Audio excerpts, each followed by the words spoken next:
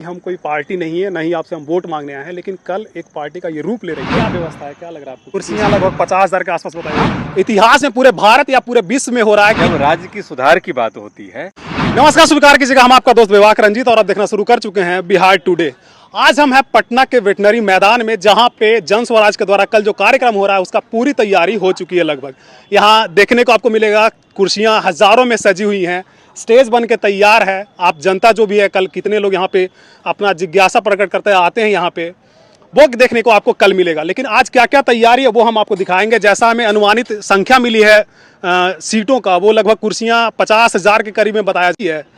50,000 के करीब में ऐसी बताई जा रही है कि कुर्सियां हैं। बाकी आप इस तरफ देख सकते हैं, छोटा छोटा एक पंडाल के तौर पे बनाया गया है। आगे से एंट्रेंस है इसका, और इस साइड में अपना जो स्टेज है, मेन स्टेज, वो तैयार किया गया है। और जो भी गेस्ट वगैरह आएंगे, जो इनके खास लोग होंगे, उनके लिए उधर कुर्सियां सजी हैं, अलग एक व्यवस्था है। शायद पीछे में इधर मीडिया कर्मी का जगह होगा, वो ये है। तो ऑलमोस्ट जो जितनी तैयारियां होनी थी लगभग हो चुकी है। आपको अगर वेटनरी कॉलेज, ये कॉलेज के बगल में सामने जस्ट मिलेगा मैदान, उस मैदान में अगर आपको आना हो तो जो अंतर्राष्ट्रीय हवाई अड्डा है उससे सामने बिल्कुल वो रोड गई है, जिससे आपको बीच में क्लिप आपको दिखेगा, जिसमें आपको पता चलेगा कि क्या क्या है। बाकी आप पीछे देखिएगा तो इधर कुर्सियों का अंबार बिल्कुल दिख रहा है। वो कल हमें पता चलेगा कि जो कुर्सियां हैं वो भरती हैं या नहीं। उम्मीद आपका क्या लगता है, आपको क्या लगता है, वो कमेंट सेक्शन में बताइएगा जरूर। बाकी कितने लोग ऐसे जिज्ञासा रखते हैं जो यहाँ पे कल आने वाले हैं, वो भी कमेंट सेक्शन में जरूर बताइएगा। वैसे व्यवस्था खास करके देखने को अगर कहें तो काफी बेहतर है। ऐसा पहली बार शायद इतिहास में पूरे भारत या पूरे विश्व में हो रहा है कि एक नई नवेली कोई पार्टी बन के आ रही है और इतनी संख्या में लोग यहाँ पे जुड़ रहे हैं। हालांकि क्या हकीकत है वो जमीनी स्तर पे कल हम आपको दिखाएंगे ये जरूर। और बाकी विशेष आपका क्या कहना है वो कमेंट सेक्शन में जरूर बताइएगा। बीच बीच में आपको हम कुछ लोगों से बात करवाएंगे, उनसे कुछ रूबरू करवाएंगे। सर, क्या नाम है आपका? मेरा नाम डॉक्टर अनंत आशुतोष है। क्या नाम है भाई आपका? मेरा नाम है सत्यम। जनसुरा साहब जुड़े हैं? जी जी। और मैं रहने वाला हूँ अरवल जिला का। अरवल जिला जहानाबाद के बगल में, जहानाबाद से अलग होकर बना है। यहाँ पे कब आया?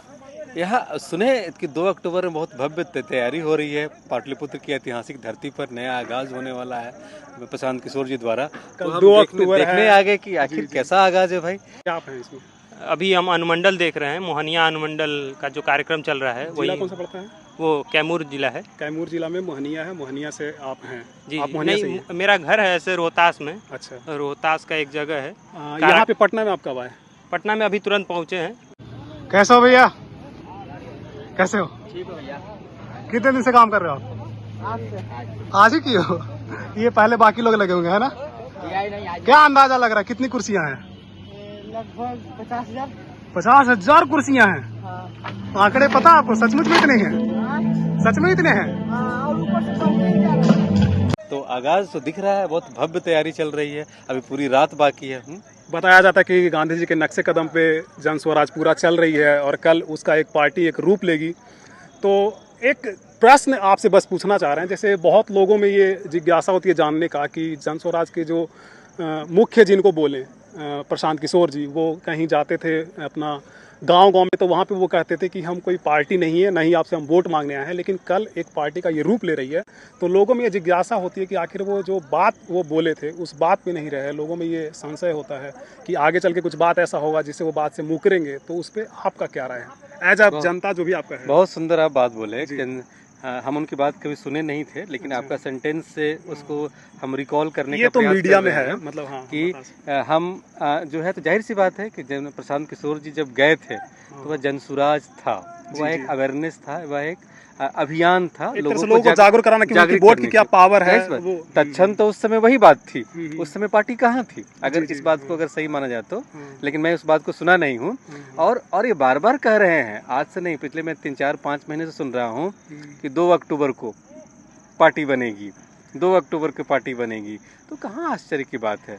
तो 2 अक्टूबर को पार्टी बनाने की बात कर ही रहे। और रही बात मतलब अभियान, रही बात अभियान और पार्टी की, हम सभी जानते हैं कि सत्ता से बाहर रहकर आप सुधार बहुत चीजें नहीं कर सकता आदमी, नहीं कर सकते हैं। एक लिमिटेड अवेयरनेस ला सकते हैं, लेकिन अवेयरनेस आम जनता के लाएंगे। लेकिन जब आप सत्ता में आएंगे तो आपका दायित्व बन जाएगा। आप जो सोचे हैं उस अनुकूल कार्य कर पाएंगे। कुर्सियां लगभग 50,000 के आसपास बताइए, हाँ, हकीकत है आंकड़े? 50 एकदम कोई 50,000 है। एकदम तो एकदम आपको लग क्या रहा है। लगता है कि कल इतने लोग आ पाएंगे, जो कुर्सियां पूरी भर पाएगी? जैसा उनका अनुभव है कार्य करने का, जो पूरा एक्सपीरियंस दिखता है, वो तो राजनीतिक सलाहकार रह चुके हैं। यह तो छोटा है जी। हो सकता है कि पूरी बिहार ना आ जाए या हॉल पटना पूरे आप कह रहे हैं कि ये कुर्सियां कम पड़ेंगी? निसंदेह कोई शक नहीं है। काफी संख्या में हम दिख रहा है यहाँ पे। बारिश गर्म देखिए, जब राज्य सुधार की बात होती संख्या है ना, काफी दिख रही है। जब राज्य की सुधार की बात होती है तो पूरा प्रदेश उठ के खड़ा हो जाएगा। हम आज तक, मैं बताता हूँ, मैं आज तक किसी पार्टी में किसी इस तरह की सभा में आज तक शामिल नहीं हुआ हूँ। पेशेवर क्या है आप? मेरा पेशा सर, मैं हेरिटेज एक्सपर्ट हूँ। अच्छा। बिहार की जितनी पुरानी चीज़ है, धरोहर जो है, हाँ। मैं खुद बिहार के लगभग 2000 से ज़्यादा गाँवों में घूम घूम कर किस गांव की क्या क्या प्राचीनता है, उसकी विशेषता क्या है, उसका गौरवशाली उस गांव का क्या अतीत रहा था। जैसे नालंदा के, तो आप देख लीजिए, नालंदा एक गांव है, उस तरह से बिहार में 2000 से ज़्यादा धरोहर गांव है। तो उस हमारा वह प्रोफेशन रहा है, मैं धरोहर विशेषज्ञ हूँ। अच्छा, फिर तो आपको इसकी काफी जानकारी होगी। एक विद्यार्थी हूँ इस विषय का। सीखता तो लोग एक उम्र तक है, निसंदेह। जीवन जितना रहता है तब तक लोग सीखते रहते हैं। तो मेरा बस ये 1-2 प्रश्न आपसे था, काफी अच्छा लगा आपसे बात करके। बाकी कल हम मिलेंगे, शायद आपसे मिल पाए। और मैं जो भी दर्शक बिहार वासी और गौरवशाली बिहार की जनता से मैं अपील भी करना चाहता हूँ कि अगर कोई व्यक्ति कोई अभियान लेके आगे बढ़ता है तो पहली बात कि उस पर शक नहीं करनी चाहिए, उसके अभियान को एक बार सपोर्ट करके देखना चाहिए। जब आप सबको मौका दिए, आप सम्राट अशोक को भी मौका दिए, जो अफगानिस्तान तक शासन करके और भारत की जो विशालता था उसको दायरा बढ़ाने का काम किया, मगध का एम्पायर उतना दूर लेके गए थे। तो एक बार वही मगध पुत्र, वही बिहार पुत्र, वही अशोक का वंशज फिर एक बार आगे बढ़ा है।